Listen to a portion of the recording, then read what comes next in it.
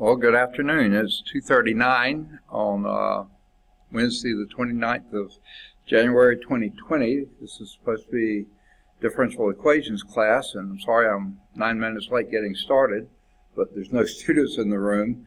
I had to go down and get some markers for an adjunct instructor, and then he was also having difficulty logging into the system, so between the various things, that's made me late getting started. I had everything up here by 2:30, but couldn't get started until I got those other things done. And there was no students here anyway. So anyway, let's go on and get started from where we left off last time. I'm trying to get the current slide to come up, and it seems to have trouble doing so. So let me try again. Here we go. Now, we're in Chapter 1, Introduction to Differential Equations in 1.2 Initial Value Problems. We started this last time. We're on page 16, and we're getting ready. Well, we had set up to do example 2, but we ran out of time before we got it done. So let's pick up where we left off before. Example 2 said, problem 6, okay. I don't know why they do this. They're saying in problem 6 in exercise 2.2, which we haven't even gotten to yet, you will be asked to show that a one-parameter family of solutions of the first-order differential equation y prime, let me get my pen set up, y prime plus 2xy squared is equal to 0, is the one-parameter family of solutions is y is equal to 1 over x squared plus c. Okay?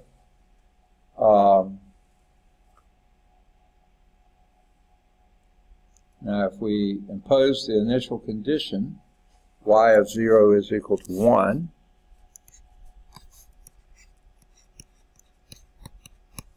I believe that was, no, y of 0 is equal to negative 1. Okay? And substitute x equals 0 to when y is equal to negative 1. That would then be negative 1 is equal to 1 over c. So c was equal to negative 1. Okay? Thus, the answer will then be y is equal to 1 over x squared minus 1, because the c equal negative 1 goes in right there, and that's our solution. Okay? We now emphasize the following 3 distinctions. Okay. Here's the first. If you consider this a function, which it is, okay, the domain of that would be all real numbers,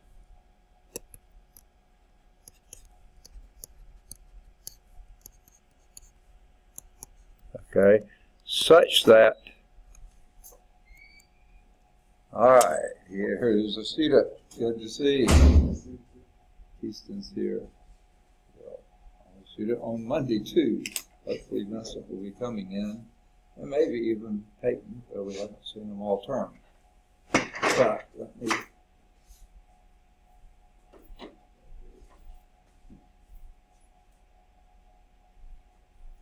system set up here. I'll pause what I was talking about for just a minute to go over the announcements, and that includes college transfer days coming up 2 weeks from today on the Birmingham West Campus, 9:30 to 11:30. The academic building, that's D Hall. And then on Thursday, 2 weeks from tomorrow, on this campus, 9:30 to 11:30. This campus, this building, but they say the campus cafeteria. I think they mean the faculty staff dining room, which is just next to the campus cafeteria, because 9:30 is nearing the end of the breakfast time, and 11:30 is just after the beginning of the lunchtime, and so that would be kind of crazy, it seems like to me, in that little cafeteria to have all these tables set up and people trying to finish lunch, finish breakfast or start lunch. So maybe they're going to have it there, but my guess is right next door in the faculty staff dining room. No faculty staff that I know of eats down there, so it's just a room they can use for things like this. They have plenty of room for tables and stuff. Now, they may not have enough room for tables, so they may spill over into the cafeteria or out into the hallway, but I think they'll be there. So that's next 2 weeks from Thursday. And then the other, I think I've told you about the research experience at either University of Illinois, University of Arkansas, or Howard University. Great opportunity if you are interested. And there's probably several other of those like that. I just don't have them all printed off. I don't know if I've even received all of them, but there usually are several research experience like that, sponsored by the National Science Foundation. All right. Now, what I was doing before you came in, was setting up from last time. We had gotten this far, and we were at the bullet on page 16, example 2, that first bullet. Consider this as a function. The domain of that function would be all real numbers as long as x is not equal to plus or minus 1. That would be the domain of the function, okay? Meaning the function is defined at all those values except x equal plus 1 and x equal minus 1, okay? Now, and you've probably done graphs like that before. I'll just do a quick and dirty on it. Just copying theirs basically. Here is plus 1, minus 1. Those are your vertical asymptotes. Okay. On this one, your horizontal asymptote is the x-axis. Okay. And the function comes down like this, comes down like this, and goes up pretty much like when x equals 0, you're at minus 1. So something like that. So that's the function form. Okay. If you're considering the solution of a differential equation, which we had right here, okay, y prime plus 2xy squared equals 0, the interval could be taken to either be this interval from negative infinity to negative 1, this interval from negative 1 to 1, or this interval from 1 to infinity. It could only be one of the three, okay? You can't have all of them, okay? And you certainly can't cross over those vertical asymptotes, okay? Now, that says a solution for a differential equation without the initial condition. It could be any one of the three, but not all three. Okay, that can be two of the three. It's got to be one of the three. Considered as the solution of this differential equation with this initial condition, which we call your initial value problem, now you're limited. Here's where you are. You're only in that middle part. Because y of 0 is equal to negative 1, you've got to be in this part right here. That's the only place you could be, because the initial condition is there, right there. Y of 0 is equal to negative 1, so you've got to be within that framework. This out here doesn't matter at all, because you've got to meet that. Okay. Now, let's move on to example 3. Any questions on 2 there? Okay. Moving on to 3. Okay. This is the key I meant to hit. Let's erase all that ink. And here is back in section 1.1, example 9, we did a few days ago, we saw that this equation, solution, x is equal to C1 cosine 4t plus C2 sine 4t is a two-parameter family of the solutions for this.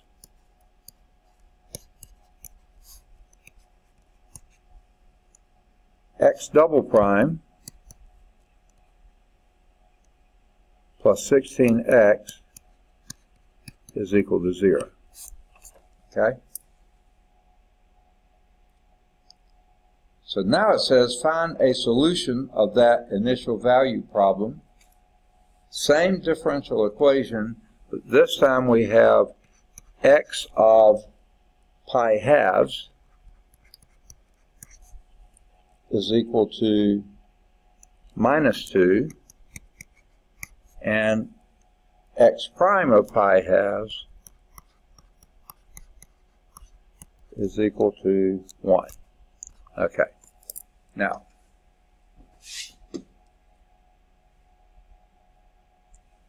initial value problem doesn't mean it has to be the first value you run into.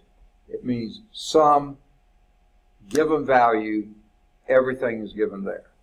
Since this is a second order differential equation, you need two. You have two parameter system as your solution. You've got to have two initial conditions. One of those is going to be what the function is at some value for x. The second will have to be what its first derivative is at that same value for x.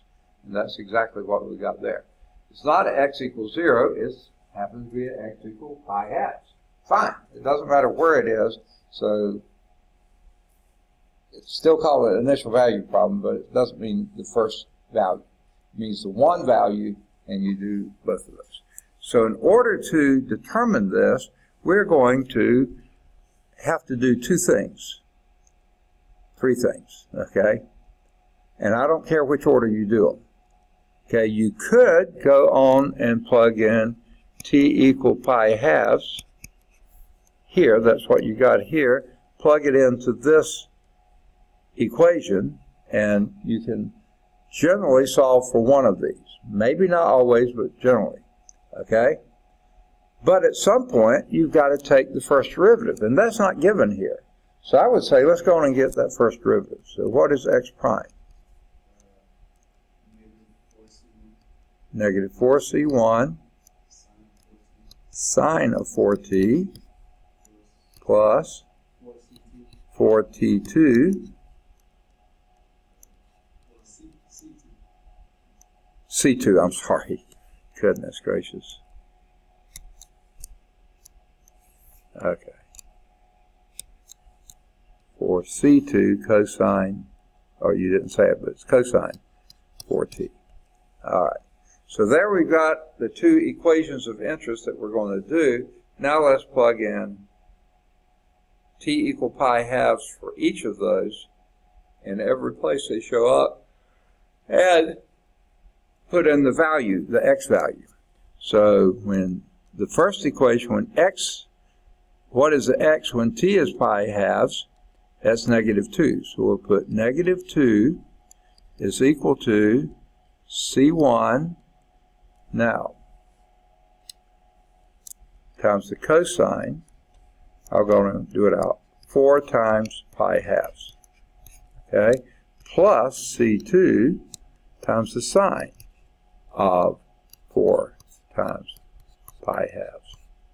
Okay? The second equation will be this. 1 is equal to minus 4c1 sine of 4 times pi halves plus c2, 4c2 times the cosine of 4 times pi halves. All right, double the class size. All right, we're doing example 3, bottom of page 16 in section 1.2, chapter 1, section 1.2. And we wanted to hide the screen from you, so that's why. No, I'm just kidding. Okay. Now, we've already done the preliminaries, and this is where we are. They gave us a solution at the very top. We had done it in 1.1, example 9, I think it was, and found out that was the solution for that differential equation, x double prime plus 16x is equal to 0.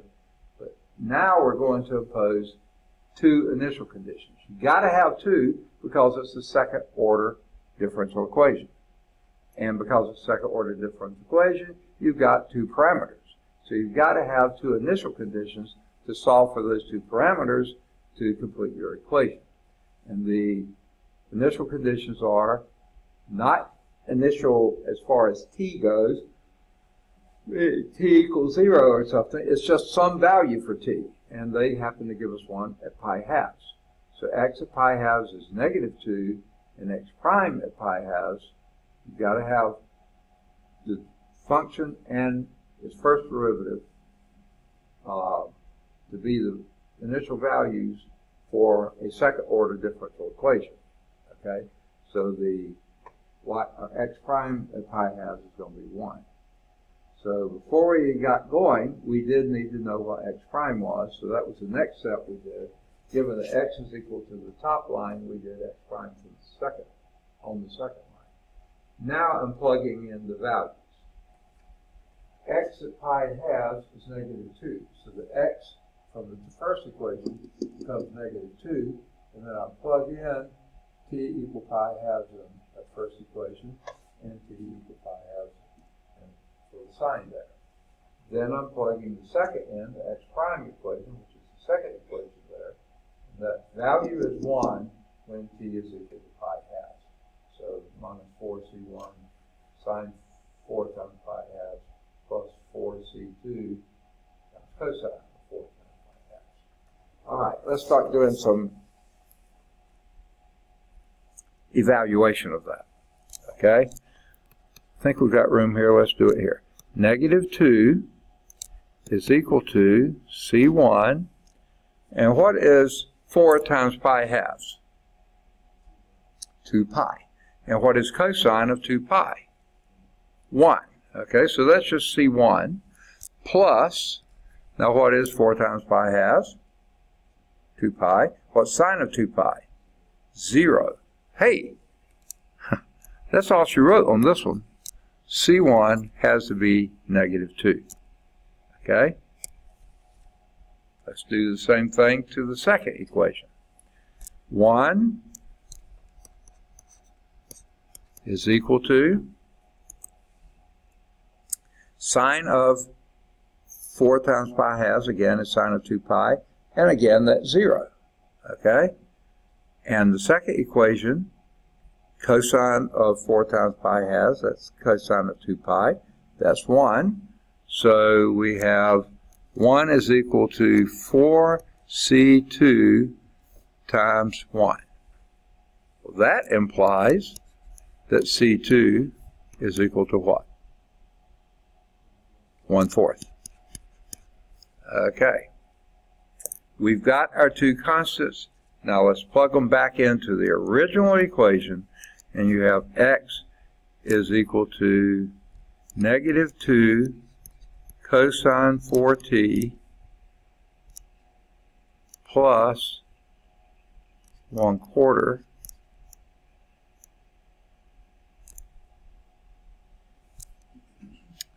sine of 4t. Okay?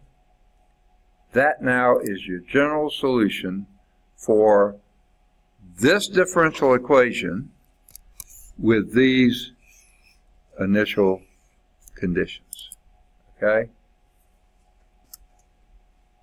So you get x equal -2 cosine 4t plus 1/4 sine 4t.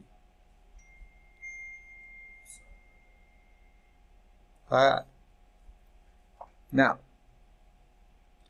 they do a little blurb here on existence and uniqueness. Okay, and you don't have a book here, so I'm going to, as soon as you finish all that, I will, you got it? Okay.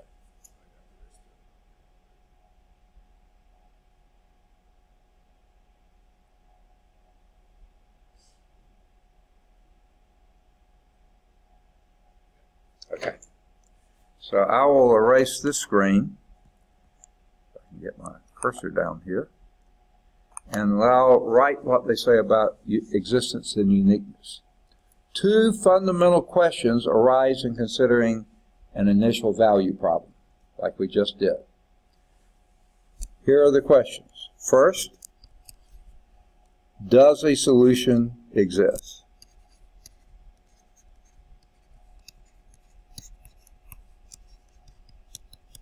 You're given the problem, but you don't know if there really is a solution.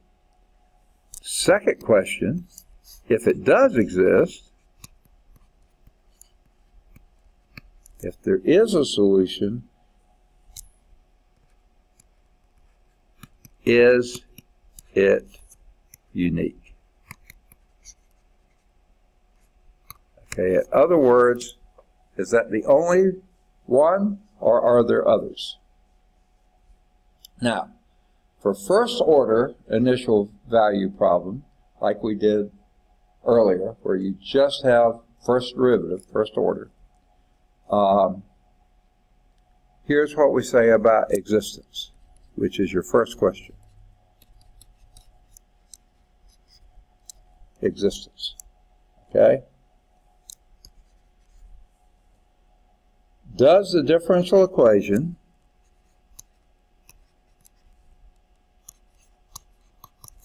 dy dx equal f of xy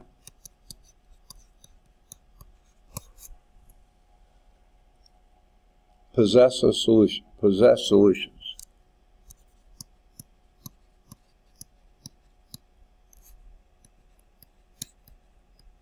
Okay, I thought that's what I already said. Does this solution exist? Do any of the solution curves pass through the point x0, y0?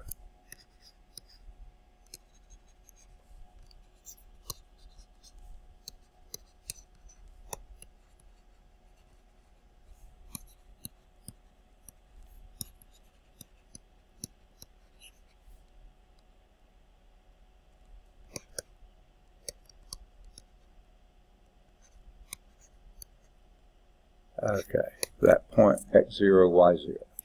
Okay. Now that's a little more direct, perhaps. Okay.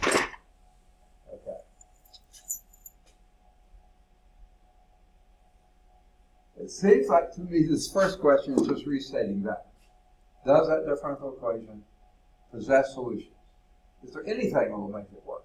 Okay? But the second one deals with the boundary value. Even if you find solutions, do any of them pass through the point that you're given? Okay? If you think about that last problem, or one of the last ones we looked at, that had the two vertical asymptotes at x equal 1 and minus 1, well, if you had a point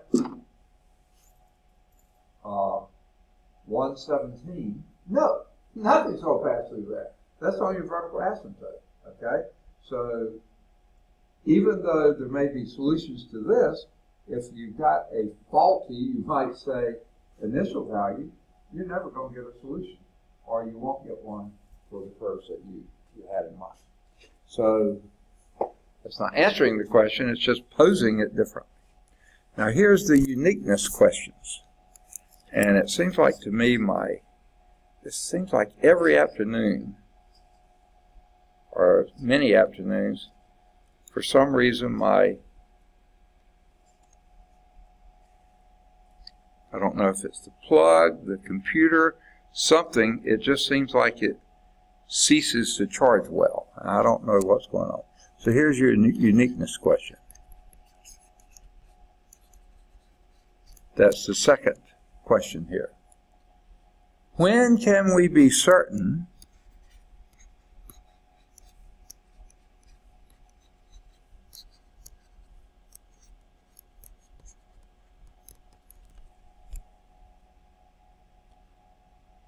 that there is precisely one solution curve passing through the point?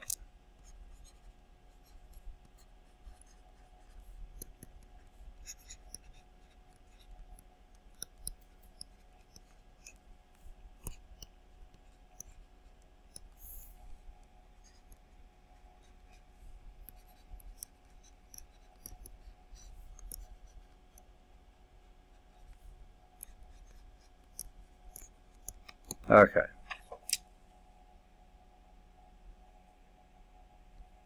And they point out, looking back previous page, they will say the phrase a solution is used rather than the solution. So anytime you see that, anticipate there could be others. Okay? Doesn't have to, but it certainly suggests it could. The indefinite article a is used deliberately to suggest that the possibility that other solutions may exist. Now, at this point, it's not been demonstrated that there is a single solution for each problem. The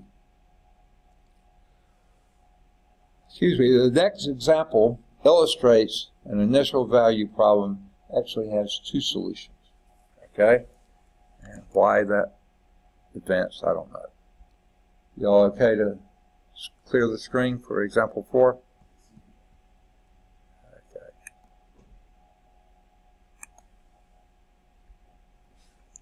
Okay. Here are two functions. Y is equal to 0 and y is equal to 1/16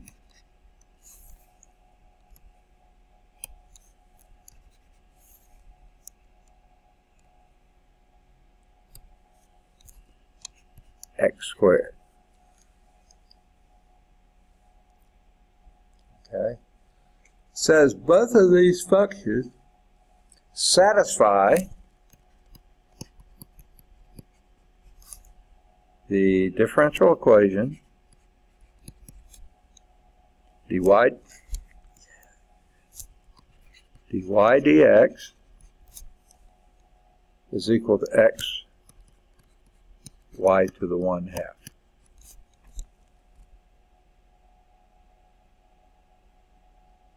And the initial conditions I see as the initial conditions, condition 1 and only 1. Y of 0 is equal to 0. Okay. Well,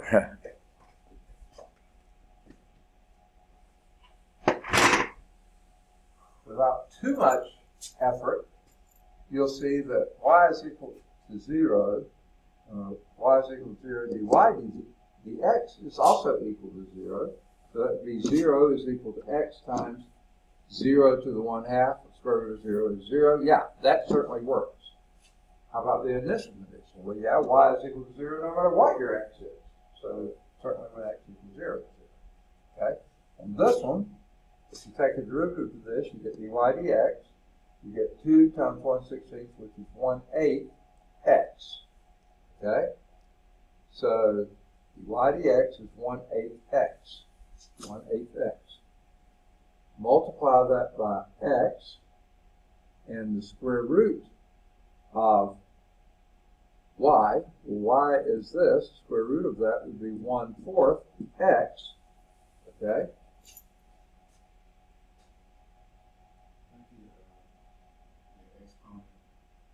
Oh, I think that's a 4, isn't it?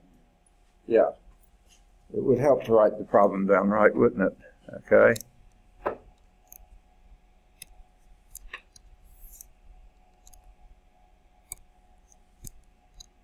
All right. Go back. Y equals 0 still works. This one, when you take the derivative of that, you get y prime of dy dx is equal to 1/4 x cubed. Okay? So this is 1/4 x cubed. And that, the question is that equal to x times the square root of y would be 1/4 x squared. Yeah, x times 1/4 x squared would be 1/4 x cubed. And that's exactly what we got here. So this solves that solution. Now, is the initial condition met? When x equals 0, y is equal to 0, yes, the initial condition is also met. So both of these equations solve the differential equation and solve the initial condition. Now, This is just the line y is equal to 0. Okay? This is the quartic solution that looks a lot like a parabola, but it's flatter down here and steeper over here. But that works. Okay? Now, certainly at 0, 0, they both coincide. Okay? That's the only place they do. But anyway, these are both solutions. Now,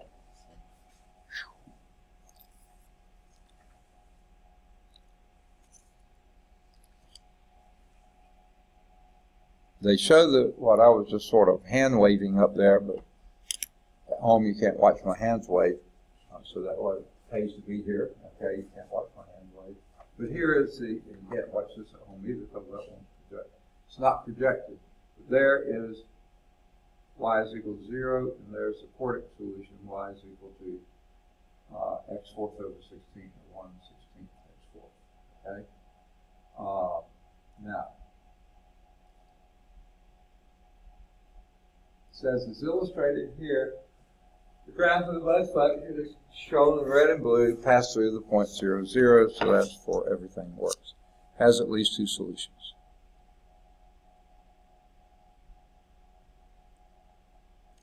All right. Within the safe confines of a formal course in different, and by the way, that's all they do on example 4. It has two solutions, okay? So a solution does exist. The second question, is it unique? No. There's at least two equations that make, that will satisfy that. That's all the reason they put that up, is to see if it was unique. Yes, it has solutions, but definitely they're not unique. Okay. Now, within the safe confines of a formal course in differential equations, one can be fairly confident that most differential equations will have solutions, and that the solutions of the initial value problems will probably be, look at the weasel words. Real life, however, is not so idyllic. So it's desirable to know in advance of trying to solve a natural value problem whether the solution exists, and when it does, whether it is the only solution to the problem.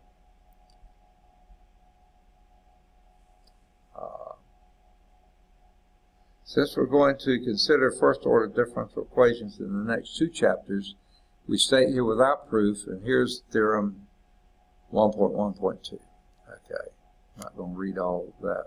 Let me write down the theorem. Okay, theorem 1.2.1, an existence of a unique solution. Let R, that usually stands for a region, be a rectangular region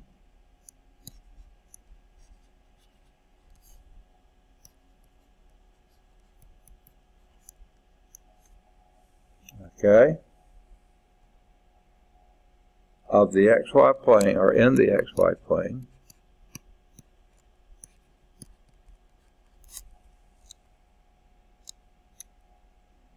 defined by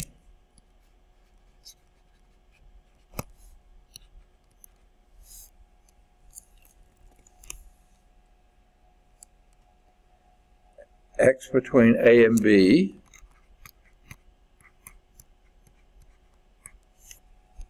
and y is between C and D.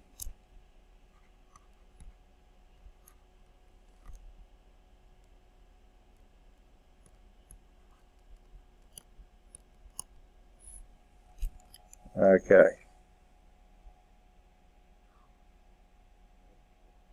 And this region that we're talking about here contains the point x0.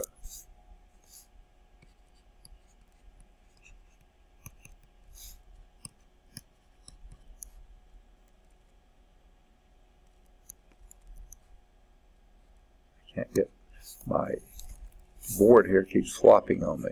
Contains the point x0, y0. Okay? So we know when x equal x0, y's got to be y0. That basically is your initial value, or your initial condition, but this also tells you this is in the interior. Okay. Now, exactly what do we mean by that? All right, I'm going to go to the board a minute here.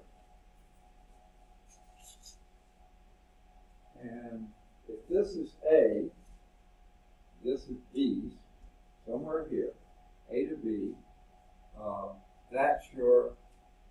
that's what this indicates. Now, A and B are included in the region, but they're not in the interior of the region. They're the boundary. So that means for the B in the interior, that means A is less than X is less than B. Okay? Same way here, C could be up here, and D could be down here. Okay? The Y0 has to be somewhere in between those. It can't be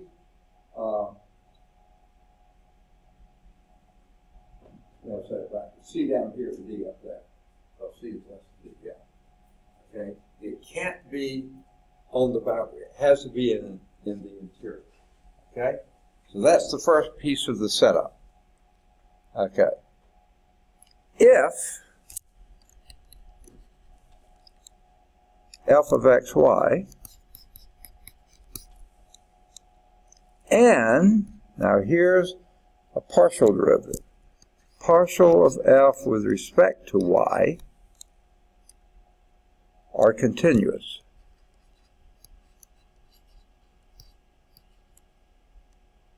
Okay, are continuous, that's shorthand. On that region R, that region that we're talking about, rectangular region R, then there exists some interval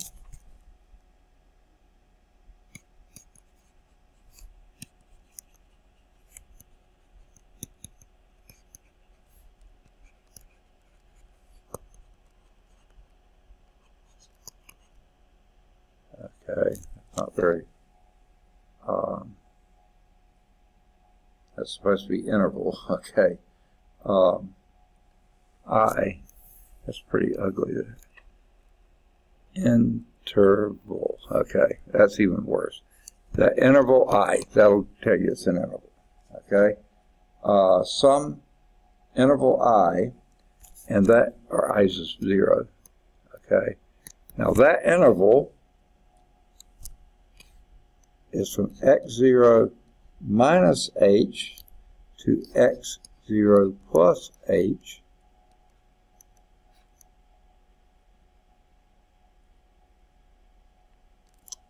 okay.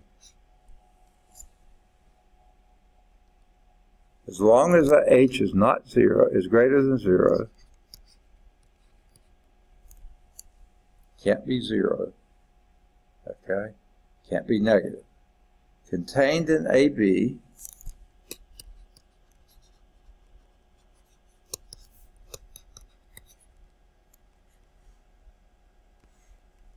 yuck. Sometimes this pen takes off and does whatever it wants to.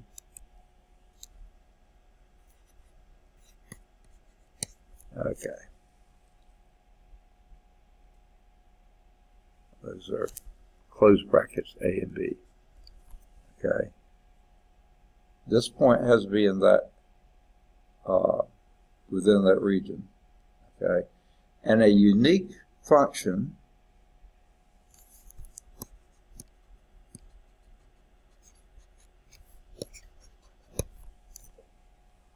y of what? Goodness gracious. Y of x defined on I0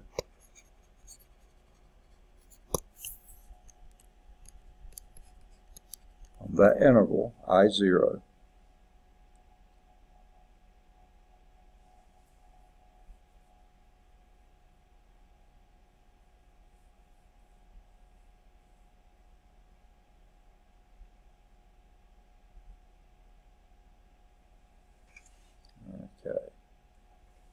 I0 that is a solution of the initial value problem.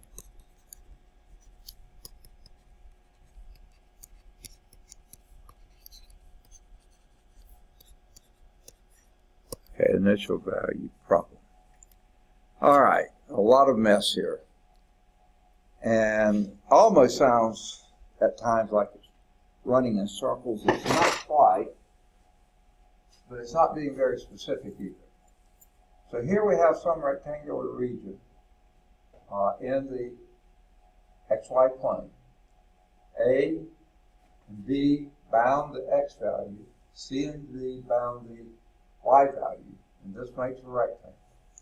Okay, and in that region, there is a point, x0, y0, in the interior, meaning x0 can't be A, can't be B, y0 can't be C or can't be D, but it's inside the region. Okay. Now, I haven't mentioned the function yet, but there is some function f of xy, and some partial of that function with respect to y. If they are continuous in that region R, then there has to be some interval I0 that focuses around that x0, right here. x0 minus h, x0 plus h, positive h is here, contained in this interval a to b, this interval a to b of x.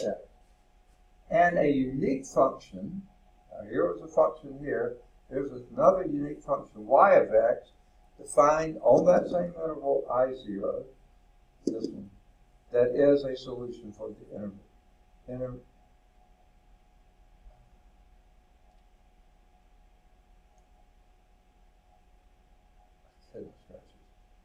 Initial value problem. I couldn't get initial out.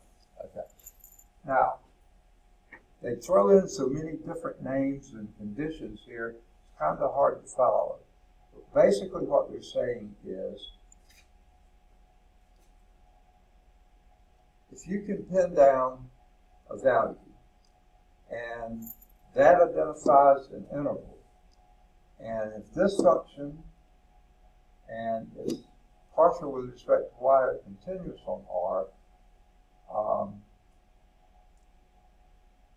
and this value here is also in the AB, then there is a unique solution, y of x, defined on the I, and that is the solution for your initial value problem. It will be unique. If all those conditions are met, if you have the solution, it will be unique. Now, all that blah, blah, blah, and basically they're going to say, basically we always assume that there's a unique solution. And we're not going to really worry about it too much, okay? And they say here,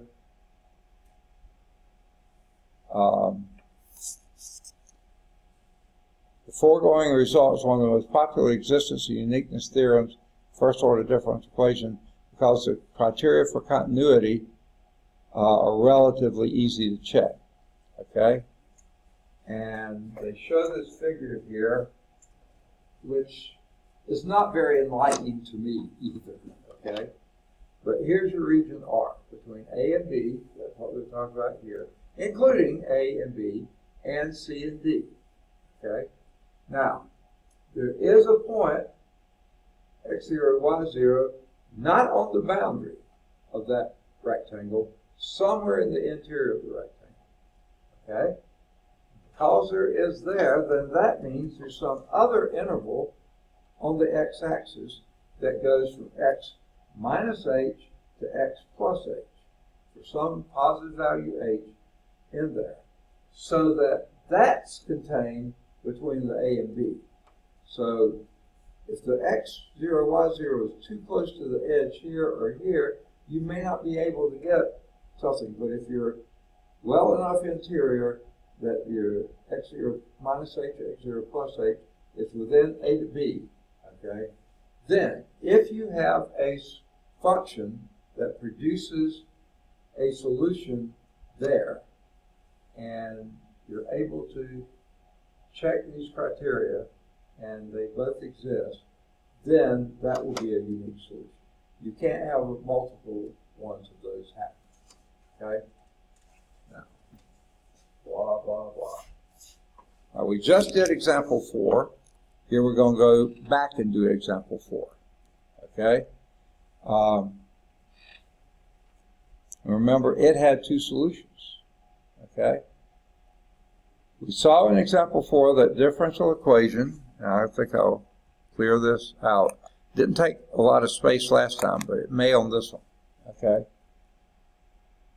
Saw in example 4 that the differential equation dy dx, first order, is equal to xy to the 1/2. That's supposed to be a 2. Okay? Possesses at least 2 solutions whose graph pass through 0, 0. So this is our f. So your f of xy has got to be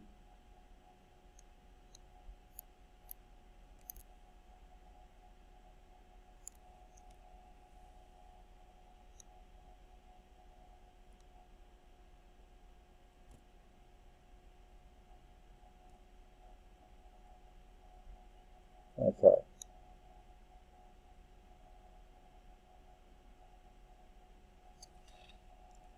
So this is the function here, okay, f of xy. X, y to the 1/2. Okay. Now, where is that function defined?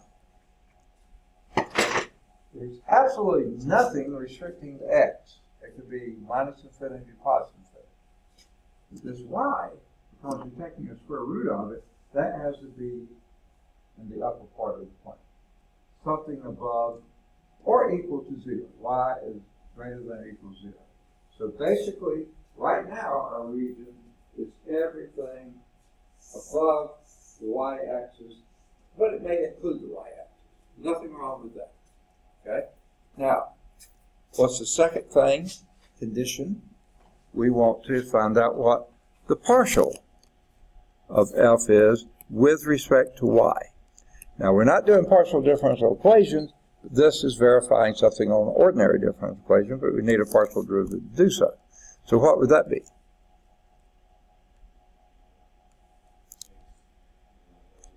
Check it out. 1/2. Did you say that? X, y to the negative 1/2. Okay? Now, it says that these two have to be continuous. Now, we do run into a little problem here. What is it? Now it can't be 0. Okay? It could have been, this one could have been 0, this one cannot. So now we're restricted to everything greater than 0. Not greater than or equal to, but greater than. But still, everything fits. That's continuous everywhere above that, the y-axis. Okay? So y is not greater than or equal to 0, it's just greater than 0. Now that enables us to conclude that through any point x0, y0 in the upper half plane, there is some interval centered on x0 which, given a differential equation, has a unique solution. So they just pick one. I don't know why.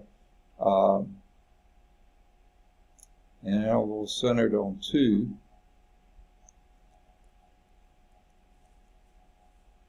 That will be fine. X equal 2. That will give you, now, I don't know why they're focusing so much on this, but one thing I want to focus on, this thing here takes out of play, remember our other solution? Y is equal to 0? Can't happen now. because this removes that possibility. Y has to be greater than 0. So therefore that second function that worked in this doesn't work in this. So now we can say yes. For any given x, you have a unique solution. So remember the other one? The other one was a recorded solution that went like this and like this and like this again. Okay? Except for there where it was equal to 0, everywhere else it has a solution. A unique solution. This down here is out of the picture. So it's origin, but that's okay. Okay. Now, I don't know if that's everything they meant to have there, but that's sufficient. So if you had an initial condition that y of 2 is equal to 1, well, let's see if that works. What was our solution here?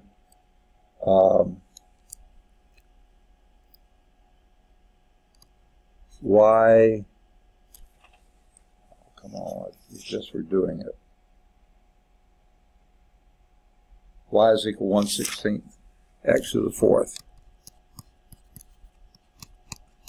And if you hit y of, excuse me, I've got hiccups, 2 is equal to 1. Is that on there? Wait a minute, sorry. That wasn't our solution. Yeah, it was. Okay. So if you plug in an x equal 2, y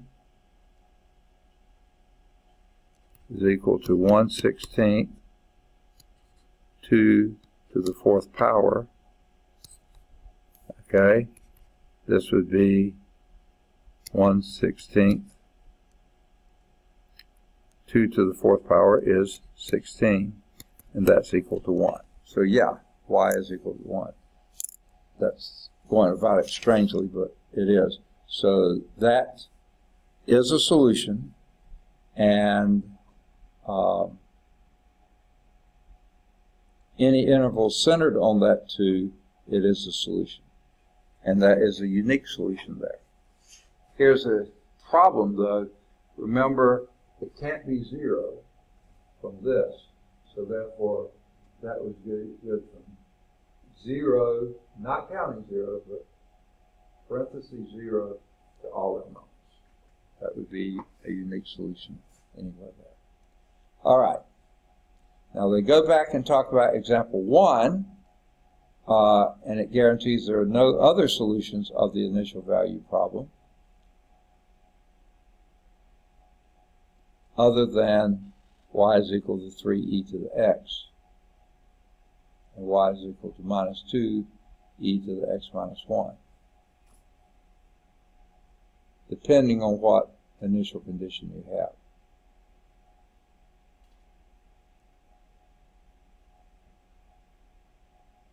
Okay. Now, and then the other thing I was mentioning, the interval of uniqueness. Interval over here wouldn't work if you had 2, 1. You know, x equal 2, y is equal 1. You'd have to be that interval over there. We've already, I think, beat that into the ground. So, in their remarks, they do say one other thing here. They bring up boundary conditions, and a boundary condition is when you have one value of x here that you know, and another value of x over there you know. That sets up boundary conditions. Those are not initial conditions. Initial condition, everything would be at the same point. Boundary condition, one could be here, one could be over there. And they mentioned that here, and then it set up a boundary value problem, and we'll talk about that more later, okay? There are boundary value problems aren't as unique as initial value problems tend to be. So that finishes 1.2 homework exercises here. Do number 1 if his answer's in the back of the book. I think it is. 3 or 5 if those answers are in the back. 7 or 9 if those answers are in the back, 11 or 13 if those answers are in the back, do 15 if this answer is back there, any of the odds 17 to 23 if those answers are there, 25 or 27 if those answers are there, and then I would say any of the odds 29 to 33 if those answers are there. Then either 35 or 37, and you have a whole bunch of conditions there, but 35 or 37.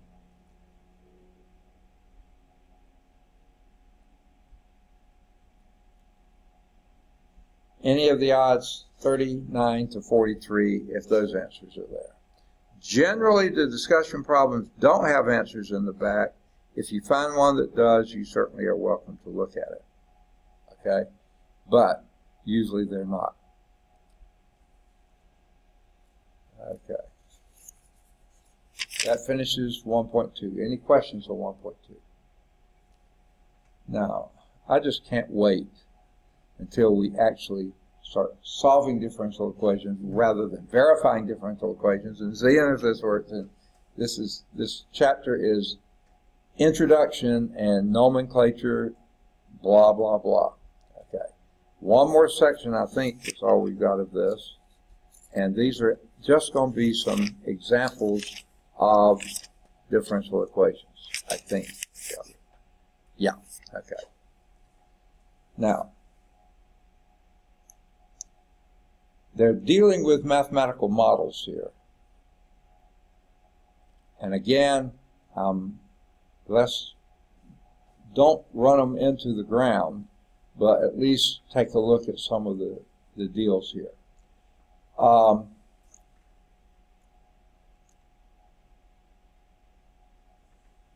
Quite often, systems, real systems, fairly complex systems, can be modeled, maybe not exactly, but at least given a pretty good shot of what's happening when you use differential equations. Okay? That's the whole power of them. Okay? Now, usually in real life type things, you pick your variables to represent things close to what they're representing. Okay? For instance, my wife works as a researcher at UAB, and when she does some of her studies and analysis of big data sets and stuff, she will name, she deals with children's diseases and things like this. So she may have birthday, it might be BRTHDT. You know when you look at that, that's going to be birthday.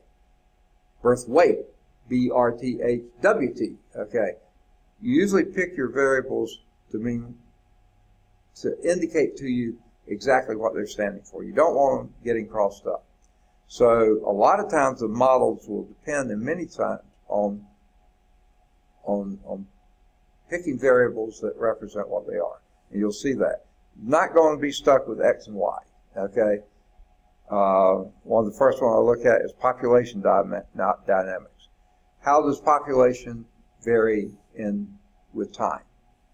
There's no X and Y there. P for population, T for time. Okay, so that's one thing. Make the model that is as reasonable as you can. Okay, another.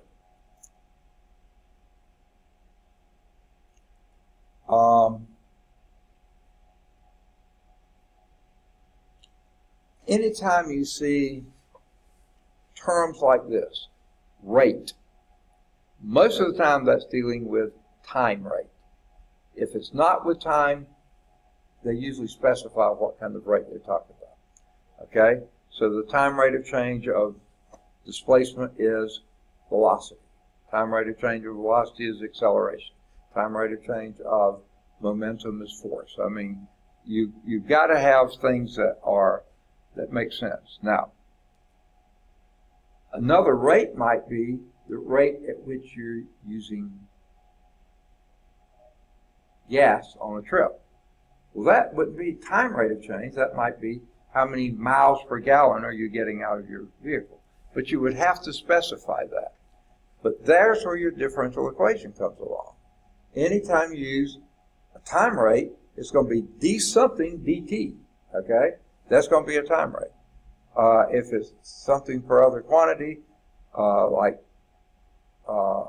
miles per gallon, distance per capacity. You would have to specify that, but the rate is for capacity. Now, another thing, level of resolution, okay?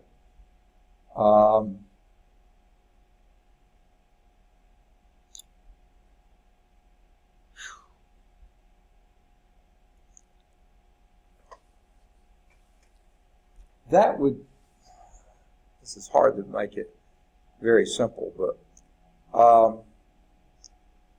if your time rate of change, if you're looking at big pictures, okay, that could be something like meteorological or climatological data. That may be per decade, okay? That may be your level of revolution. But if you're looking at time rate of change of speed, second may be your resolution. You're doing almost instantaneous, okay? So that's, I think, what they mean by level of resolution, okay? Now, another thing that they deal with is set of reasonable assumptions or hypotheses about the system you're trying to describe, okay? I given another class an example of this, pre-calculus algebra class. I have a younger brother, but he used to be the vice president of the electric power company, small one, rural one, and one of his jobs was every end of every year he looked at the last 5 years to see what trends were, okay, and then from those trends of the last 5 years, he made predictions for the next year. So basically, he didn't look back to the beginning of the company. That stuff was old news. He just used the past 5 years to see if he could get a good handle on what the next year might look like. So that would be his assumptions. Forget about year 6, -6, or -7, -8. Only do -5 through 0, okay? But his prediction only going to year 1, okay? Not going to worry about anything else out here. He'll do those next year, okay? And that, okay? That's sort of a lousy example, but it's reasonable assumptions or hypotheses about the system, okay? Can you express any of the assumptions in terms of differential equations? Well, what is the rate of change from year 5 to this year? What was the rate of change in power consumption? Cost of the power. You know, they had to buy some of their power from Georgia Power that's over in Georgia. Okay. Equipment. Personnel. What was the rate of change of this? What was its turnover in personnel? What was its training cost? Okay. If you can set anything up in the differential equation, that enters your model. Okay.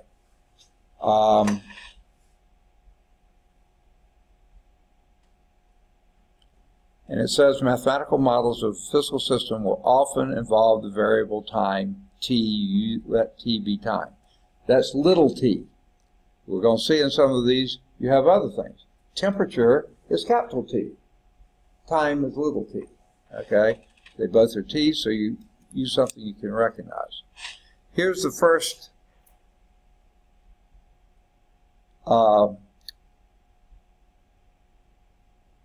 type of a example that they give.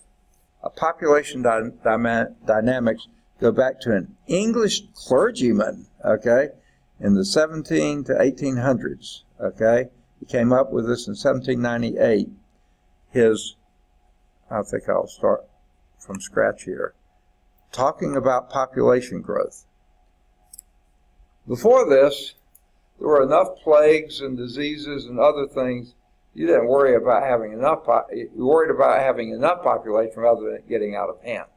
At some point here, things started booming. Diseases started getting under control.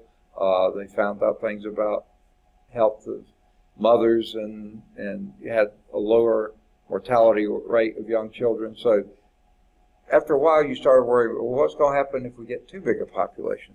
So he came up with this, and he said the time rate of change of the population growth, dp dt, is proportional to the size of the population. Okay? And that sort of makes sense. If you have a very small population, you're not going to grow very fast. But if you have a big population to begin with, lots of possibilities for interaction, and the population going to increase more rapidly. Okay? So there was a very basic assumption. Okay? Now that's... Are we out of time? Okay. Oh, yeah, I've got a class to go to. Let me say this. This is a proportionality constant. I mean, a proportional symbol. To make it an equation, just put dp dt, okay, equal k. This is equal k p. This k is called the proportionality constant. Now, that may vary with different populations, different things, but that's your, that's a parameter of your system. It's not one of your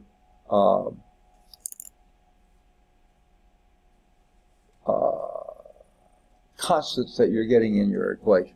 Okay. And you need to know a little bit about your system to figure out what that constant is. We'll start next time with radioactive decay. Okay. And basically, we're not going to have too many, not going to do a whole lot with this. And I think, I wish I had them run off now. I'd go on and give you your first test, because we're not going to do too much with this 1.3, except for information purposes. But I didn't have them run off, and I've got to go to the other campus. I'll try to get those for you Monday. All right, good deal. Have a good weekend, and we'll see you